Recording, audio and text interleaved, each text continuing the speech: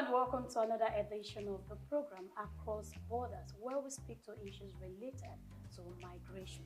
My name is Grace Komalafe.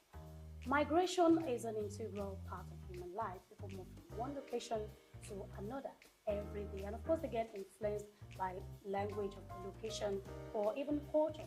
Yes, but today we want to look at multicultural influence, and to do so, we have a veteran broadcaster in the house.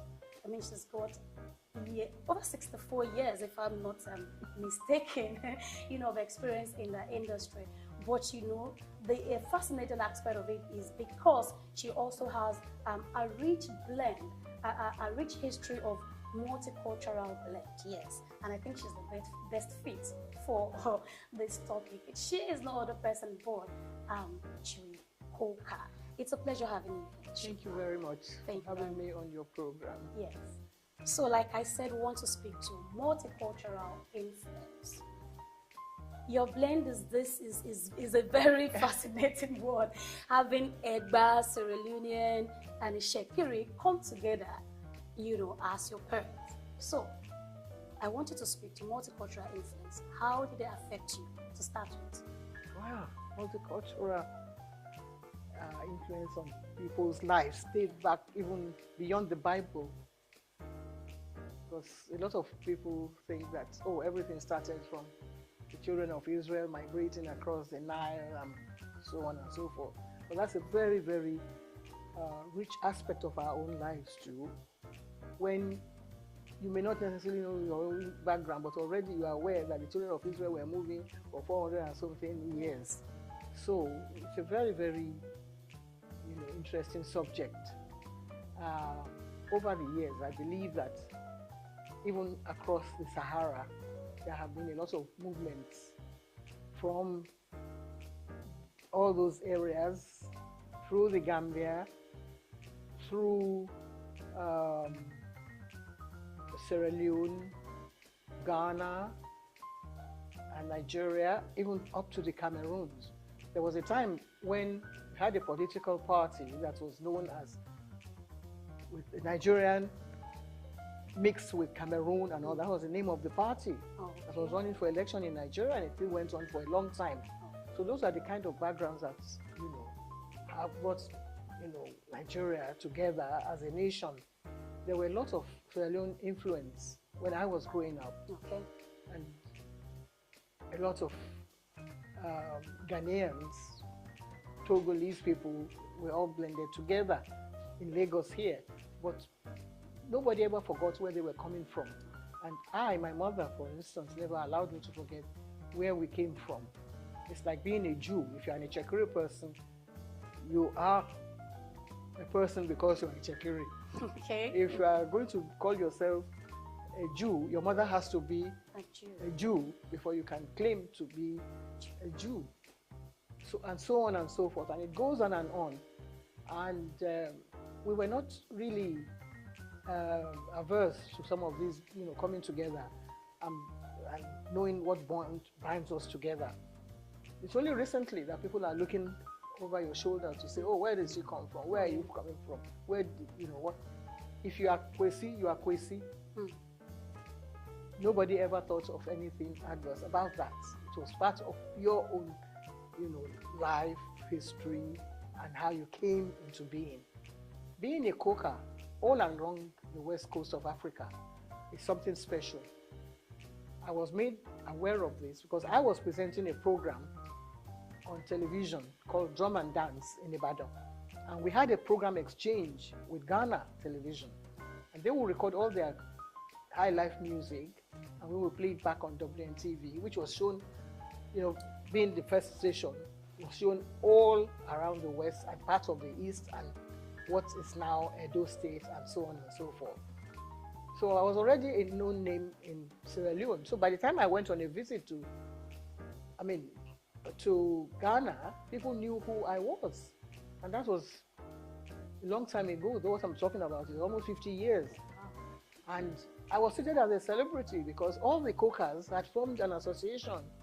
And it didn't matter whether you were a Koka from Gambia. It's an English name, of course, or Sierra Leone, Ghana. of Ghana. course, there were more cokers in Sierra Leone than in these other places. Well, we later discovered that there are more cokers in Nigeria than even all those places put together. So when people are talking about where does jollof rice come from, where is that? The jollof rice actually started from my tribe in Sierra Leone, the Wolof tribe. It's spelled Jollof because it's French. It's French in origin. Jollof is a tribe. So that Wolof rice was cooked in a very special way, with a blend of so many things. And I mean, now a lot of other people are taking it from us because we have fought so many wars over the Jollof rice war that we don't even know where it emanated from. One of the ministers answered a question on TV about maybe 2-3 years ago when they said, "Where's the origin of Jollof?" And he said it's from Senegal. The Senegalese tribe that came into Sierra Leone with that name, still part of Sierra Leone, still called the Wolof tribe, not Jollof, because we are English. You now pronounce the J the proper way, give it the proper pronunciation of Jollof. So now, without even thinking about all the other, what we eat is part of culture of the people. The food we eat, the way it's all started, and how we have blended it with our own culture, with our own mode of doing things. So the name Coca, you might join it to Wolof if you like. Okay, so I'm going forward for me. I think I'll begin to say Wolof rice, if that is accepted. All right, thank you very much. So I want to speak to sorry, don't let me interrupt you, because maybe I didn't answer your question properly. My own life. Yes, you have an coming addition. Into it now. So I already belong to this, wide, range of tribes, traditions, culture. The Chekiri blends with the Benin and Yoruba. The language is spoken. The Chekiri language is a blend of Portuguese, Edo, Yoruba. So I think I come from that very rich cultural background. It doesn't bother me. But for those who are either, one tribe minded, they look at you as if you are a strange person, as if you are a high-headed, whatever. But that was the kind of background I have. I can sing, I can pray in all these languages. It doesn't bother me. For some people, it's a big problem that you can belong to so many tribes. I have managed, to weather so many storms over the years by just relating to this, that, and the other. When I went to Portugal, I was able to understand what it meant about so many other things. When I went to Ghana, I was celebrated as a coca. I went to Sierra Leone, I went to Liberia. There are not too many cocas in Liberia, but all the other countries. So I can go anywhere in West Africa. I don't know about the Sahara Desert, but I'm sure I'll find a coca there. Okay, all right, thank you. So, you mentioned that you can sing in most of these languages. How did language played a role in your identity? And of course, moving around, what role did language play? Knowing that you are from, I'll keep talking about the mix, the Egba, Sierra Leone, and the Shekiri come together. How were you able to, put all of this together? Well, all this has come, to light because a lot of the cocas, like my late uncle Toye Coca, belongs, to this kind of milieu. So he made me aware of my own Egba origin, and he made sure that I never forgot where I came from. You must never forget the child of whom you are. And in the family tree, my father's name is there. His own father's name is there. And so I know that I have a link. And whatever I was doing at the time, when I was celebrating my 50th birthday, all the cocas were at the mass celebration in my church in Falome. 7 of them had been heads of states, head of service at different parts in Nigeria, in the West, in Lagos State, and so many other places. And he had been at the head of the mission, at the head of the Western Nigeria mission in Britain. So he brought a lot of all these heavyweight cokers. So that was the day that I knew that I was a proper Egba person. My mother was there, of course.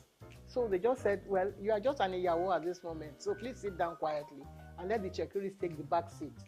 But I was brought up as an Chekiri person in Lagos, speaking Yoruba, speaking the Chekiri.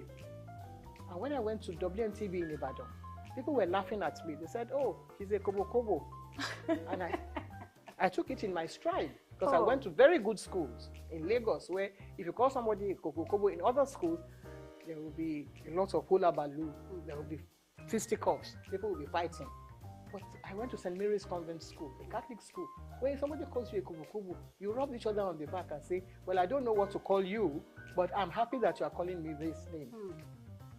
So you call somebody Kobo Kobo now, they'll flare up till now. But if you went to the same school that I attended on Broad Street, and the school is still standing there 150 years, I celebrated 100 years of the school, and I'm still alive to celebrate 150. When we're celebrating 100 years, I and my late husband, Mike Enauru, were the MCs. MK Abiola, who is an Egba man, I brought him along to be the chairman of the occasion. So, over the years, I've had interactions with so many people, which I have enjoyed, which have brought joy to people. When you look at the positive side of things, there will be no conflict, there will be no one to fight anybody. So, when they were creating the Western Nigeria, Midwest, people said, where are you going to go? Are you going to go across the Delta? You're just one, you know. You're just one. And here I am standing there, and I said, well, I'd rather stay in the West because of the name Coca. When I get to the other place, they say, actually, stranger. Coca is not an Edo or a Chekiri name. Somebody will bring that out. But yeah, I feel very comfortable. And I still can produce my program in Yoruba and speak it the way it should be spoken. The Oyo Yoruba, the JF or Dunjo Yoruba that we learned in school. And I remember scoring very high marks at the end of the G2 exam. That was what actually got me more marks to get into Holy Child College. Okay, all right. I know. I mean, if I would just leave you with that question alone, you have a lot to say. You have a lot to say, definitely. I want you to speak to celebrating differences. The what? Celebrating differences. That is the uniqueness in each culture. I want you to speak to people, but like you mentioned earlier, when some people hear, oh, you are from a particular tribe, they just want to stay away. And I mean, because of what you've enjoyed over the years, I want you to encourage people, speak to it, celebrating the uniqueness in different cultures. Well, like I said before, I've never had any problem. And if you learn to look at the positive side of things, you will see that there's something good in the person that you are dealing with. Even if you're having a fight with someone, you can still come to an agreement because when there's a truce, when you're still, exchanging words and, saying nasty things to each other, you will find that even in the names across the Niger, when you look at those names, you will find that by just dropping an N or substituting A in one name, is the same number of words that are in that particular name. Some people have done their research into this. I have a colleague who does something, I don't know what they call it, Wazobia, and find the good aspect of one language and bring it into the other side and see how you can marry these two together. If for some strange reason we have been put together as a nation, amalgamation of Nigeria. Where did it come from? Somebody said, oh, one person was there, another person. We that are here now, we were not even there at the time.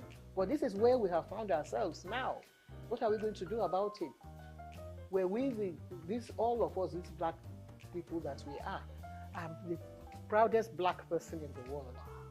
If anybody says I am black, I'm proud. I said it before James Brown. He must have heard it from me when I went to America on a visit. Okay. Because when they were burying, oh God, I forgot his name now. Muhammad Ali was there. He was a young, new boxer who was just finding his feet. And we were there, and my friend, Nigerian, of course, but with the Ghanaian background. She had a big, huge afro, and everybody was attracted to her afro. And I had my head tie, proper Yoruba SOUQ. And people, we were, the main attraction at that, the funeral of this very famous black person. And people looked at us, and I said, we are black and proud. And everybody looked around. There was nobody called James Brown at the time. So we from Nigeria taught people to accept our image the way it is. The Ghanaians did it first, but we came and even added more to it to make us really proud and hold our heads high. People are dancing to Nigerian music everywhere now. Footballers. The other day, last week, one team beat another one, and they were doing Nigerian dance. The Nigerian girls beat the German team, and they were doing Nigerian dance. When they went back, when I don't know whether it was called the losers dance. Okay. They went back to Germany. Okay. They gave them awards for being good losers. Wow. If those girls, if it was a Nigerian team that lost and they danced with another group, they will come here and people will wait for them with sticks and stones and throw stones at them. Why would you do that? Where do you go and dance with somebody who beat you? But even though they lost, they were still celebrating with Nigeria and they danced Nigerian dance. People can do that. You can only look at, different things that are happening in the world. You will see that we are not the losers. We want to be the winners all the time, and that is not bad. Yes. Of course, you can be what do you want the English people to say? They have passed some some knowledge to us. They imparted all this knowledge to us, and we have imbibed them, and we have made good use of them. We're speaking English, sometimes better than even the English person. If you say something now, they say, she cannot speak good English. That's it. I say, that happens a lot of time. Okay. So, if the British can come, look at all the way they came, maybe 3 hours, sometimes 3 months on the high seas coming to your country. Okay. What have you been able to impart into their own culture? We cannot be, we're too lazy to start building boats. Yeah. But we can take our music along with us. We can take our head ties with us. And at the coronation of Charles III, there were lots of Nigerians at that coronation wearing traditional Nigerian costumes. Yeah. Okay, so we should be celebrated. We should celebrate all our different cultures. All right, thank you very much. We'll go on a short break at the moment. When we'll come back and we'll take the next question. Stay tuned.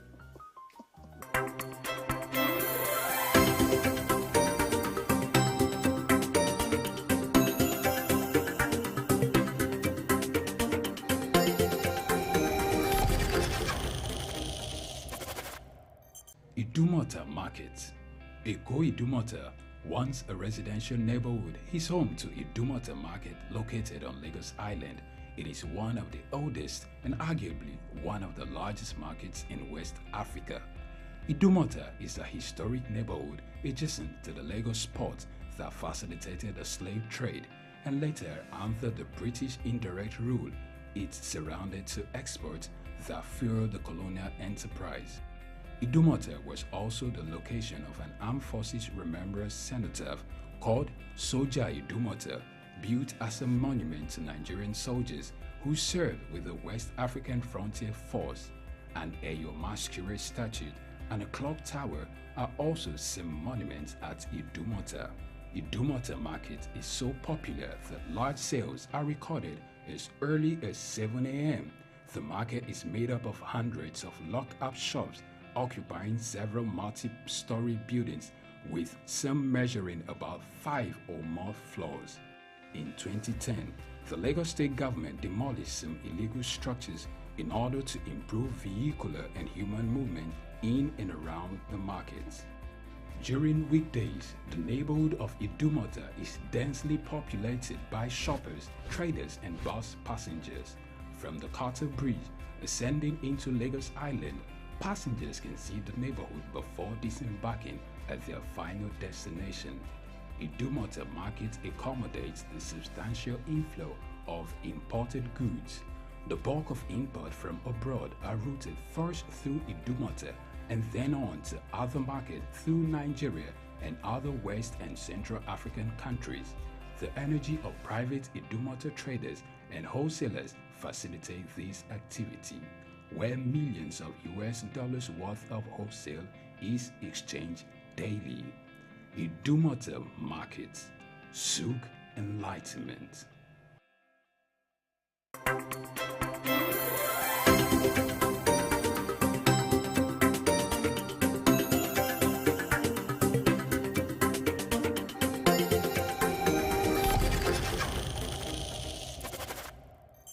Welcome back. If you're just joining us, this is Across Borders, where we speak to issues related to migration. Yes, we've been discussing on multicultural influence with a veteran broadcaster and person of Julie Coker. So, Mark, we are back. So, I'd like you to tell us when you moved from Lagos to Sapele. At that time, we were just 14. That was over 70 years ago. I guess you remember the story. I hope so. So share with us. I think I have a very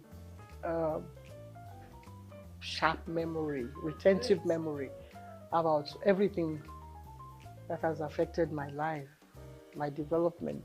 But the first part of my life, for 14 years, I was grounded in Lagos. I'd never been anywhere, not even to Ikeja. But then something took my mother away. I was an only child, but I had that longing to see my mother. And she had moved to Sapele. So I found an excuse. I almost ran away from home where I was staying to go on this journey. I didn't know how to go by road.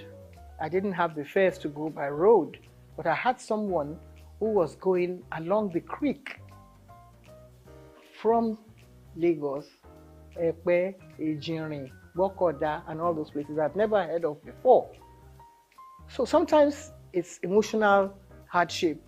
At other times, you are being drawn by love, the love of my mother. I was missing her, so I went in search of my mother. I was going to go get there. And the journey took 3 days and 3 nights. I had no money, I had no food. So sometimes when I see people in different situations, in different parts of the world, I can relate to those stories. I believe that God wanted me to go on that journey. It was like, you know, even in the Bible, mother of Jesus had to take the child to Egypt. I always follow that story. I say, how did they get there? Where did they go? What did they do? People were feeding me. People were kind enough to give me food. Because when there was time for food, everybody will have their own cooking utensils. And somebody said, there's a little girl here. And somebody will come and give me some food. Because I ran away from home, so I didn't have much on me. Apparently, my mother was in a small village along the route. And because I didn't know the name of the village, I'd never related to it. I didn't hear anybody say anything about it. We had gone past it, and we found ourselves in Sapele. And here was I. How would I, not home and dry. Not even home. Wet. No food. And it was at Christmas time. So there were some kind-hearted people who took me in and started asking me questions. I spoke Ichekiri well. I was happy that my mother had taught me how to speak Ichekiri. Otherwise, I would have been lost. But perhaps with pidgin English, I would have been able to communicate with them. So I came out and I said my mother's name. They had never heard her name before. I said my own name. Nobody knew who Coker was. People know Coker in Sierra Leone, but here in Nigeria, nobody knew. So that's part of that little bit. I was able to teach some people some Yoruba songs as we went along. So that drew me closer to some people who had been living in Lagos or living in Ekwe or in Nigeria. But it was just kind of, a mix of different tribes at the time. I wouldn't tell you that it was an Ichekiri person that was nice to me, or an Orobo person, but I knew there was an Ijo lady who was selling her wares, and I helped her. I would say, we have something to sell. Do you want to buy this? So that endeared me to her. When I got to Sapele, she now said, oh, let me get some Ichekiri people. And I told them, I said, oh, you missed your way. You would have to do another full day to get to where your mother is. When I got there, the name of the town was called Onyeke, which is an Igbo name.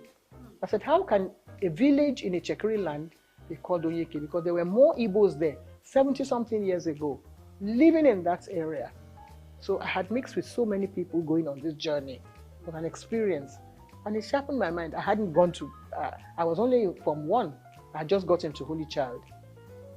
And I wanted to see my mother. I wanted to spend Christmas with her. I ended up spending Christmas with another family. But I was well fed and was well looked after, even in this country, Nigeria. So it was later on when I got back to the village, it was at night. And even in that village, nobody knew me. They knew I was somebody. So I had to be saying, I'm Julie, I'm Juliana, I'm Juliet. My father named me Juliet because I was born in July. And they said, no, we don't know anybody called because the Catholics had changed my name to Juliana at that point. So many things had happened, and so on and so forth. But there you are. Here I am to tell the story today. Anything could have happened. Could have had a shipwreck. Yeah. I could have been dead and gone, and nobody would know who I was. So it's nice that I'm able to be here to tell my own story, and I pray that other people too who have gone through their own different experiences, in spite of economic hardship, in spite of what we're going through, in spite of the fact that in the whole world there are 60-something million people born into poverty, there's no situation that cannot be rectified with goodwill of your side, with positive thinking. Thank you. Wow. Okay, so let's come to your field as a veteran broadcaster. Knowing that during the days of the early Nigerian television, your face was very famous, So, moving from US, where TV started from, I'm very correct, going across continents, countries, and all. How well will you speak of the impact of television? Television. I think it's very difficult to look back now and say, where were we without television? I think television has taken over the life of everybody. We just have to find a way to let our children learn more about our culture outside television. If in the studios, television was able to blend all this, our culture together. We had a program every week. People like Segun Lushola, Christopher Kolade, they made sure that we brought tribes together, we brought people together who could sing their own songs. So people who had never heard, Urobo songs, learned them on TV, by watching TV. Okay. Because there's no way you are going to go to Ajegunle, which was now called Ilu Sobo. At the time, nobody would say, I'm going there. But if you saw it on TV, next time they say they are having their own cultural show, you'll be attracted to go there. That's a very, good influence that blended us, brought us all together. Like I said before, part of our culture was also shown in Ghana, and we were able to showcase their own here in Nigeria. So television has played a great role in bonding us together. My favorite dance is the Atilogo dance. Every time somebody comes into the studio to do Atilogo, because as kids, we used to follow them on the streets, because they were the only ones who had the courage to go out and do Christmas dance anywhere. So I believe that television can still go on to even greater, have a greater influence on bringing us together. The greatest one we had was First Act 77. Nothing like that has happened again in the world. We can relate to so many cultures. Even the Nigerian, we can have our own mini culture every year. every 6 months. And it will be shown on TV. It will be broadcast live. Television now brings the parliament into your home. Television brings everything.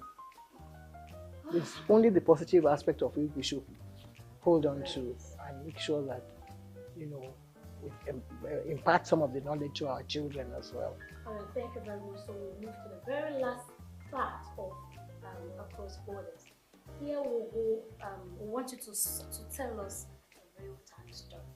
So this segment, a real-time story. We want you to tell us a story about you, something you can remember very well, relating to your journey, in life. Yes, we know you talked about, earlier you talked about the movement from Lagos to Sapele, but looking for something, that you really can't forget, that is always in your memory, and you want to share with us for the next 5 minutes. Yes.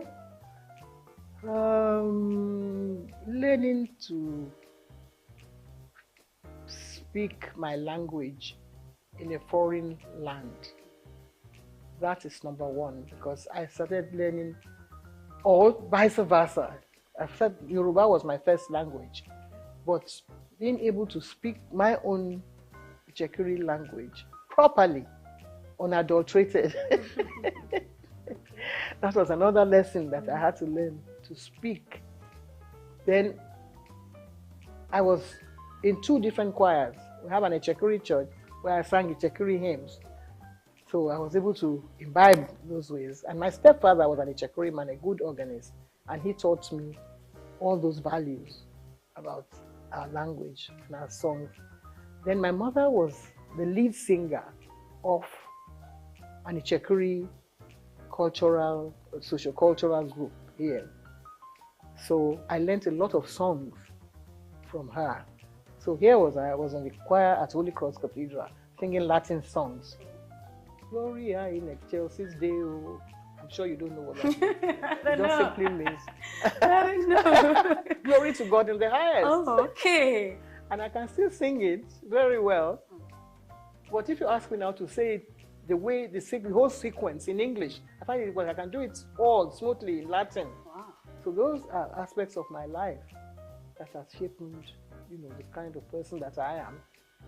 But some of the songs I learned from my mother, I said, I'm not going to let them go. So if you go on WhatsApp, type my name on it, put a rayon, you'll find the Ichekiri songs that I learned from my mother and my stepfather that I was able to put together. And that is what was discovered by an English company. Somewhere, someone went to a party and somebody was playing a song. People are playing these Yoruba songs and people are dancing to it. They were dancing to the song. They said, no, this is not Miriam Makibi, that's another African mama. And that is what is earning me a lot of revenue. With not television money that is sustaining me. It's some of the songs that I learned from my mother. I was about to sing it on BBC. They asked me, BBC Radio 6, they said, can you still sing those songs? We know you have recorded them over 40 years ago, but can you sing those songs? And I told them, yes, I could, but that I still can't sing the songs. So there you are. Something I did years ago. Some of the songs I learned going on the boat along the creeks. The boat was then called Owolowo. We used to think it was Awolowo, but there are 2 different names. Owolowo, that means money will bring you good wealth and good things. But Awolowo means Awo has a lot of values to it. 2 different names. Yeah. So I went on that boat, hearing some Yoruba songs, coming back singing a Ichekiri song, recording them under EMI. It was a well-known recording company. And then I went and recorded some of those songs, part of them, in the studios where the Beatles sang. I've forgotten the name of that road now, very famous road. People go there along the street and take pictures and all that. So the studio that I used. And I still give, honor and glory to God for giving me the foresight to do these things. And James Iyefia, the boy who produced it. And the English people knew one of the person who played the guitar, Jack Solo, a Nigerian famous actor, musician who lived in England. So I was able to, when I celebrate those things, I remember some of the names and bring them back together, and it's a good blend, and keeps life going. When people say, oh, you live long, you need that, there's so many aspects of my life that keep me going, and a retentive memory that God gave me. So I remember some of the things, and I try not to forget what I was taught by the nuns in school, by my mother, by my stepfather, by people I met on the boat ride going to Sapele. Wow, to God be the glory. To God be the glory. Thank you very much. I must say that this is very insightful. Parents, I think it's better you begin to teach your kids your languages. Teach them whatever you know how to do best. I think it will be nice for you to keep instilling all of this in them. It will help, just as it has helped Julie Coker today, right? Okay, so we will be calling it a wrap, but I'd like you to give a word of advice to people out there, specifically on multicultural influence. Just one line. What would you say to people? Because you've enjoyed it a lot. Yes. Well, if God has given you a talent, make good use of it. Don't lose it and pass it on to the next generation. You don't know what the real gain will be at the end of the day. You will think that, oh, you are passing through trying times. Maybe just one little aspect of those things that you think you want to throw away, that will now come round and make life better. And make life better, not just for you, but for the entire society, for the improvement and, good of all the generations yet unborn. So whatever you learn, if it's your language, teach it to your children. I still do that. And I pray that other people will learn. Some people, you tell them, they say, oh, they will say, oh, speak to my child in English. But you don't know what you're losing there. Because in future, your child, there may be a message you want to pass on to the child without anybody hearing what you're saying. You don't even know where they'll find themselves. You don't know where they find themselves. I give kudos to the Yoruba woman. Wherever they are, they will teach their children that language.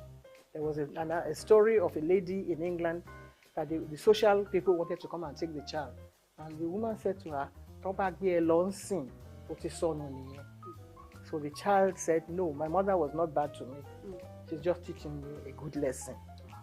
And that child is still with the mother and still gives credit to her for saving her life that day. Because they could take her to another place and she'll be lost totally into oblivion. Without not of their portioning.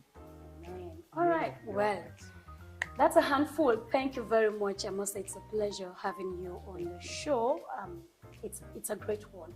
And that will be a wrap on Across Borders for today. My name remains Grace Komolafe.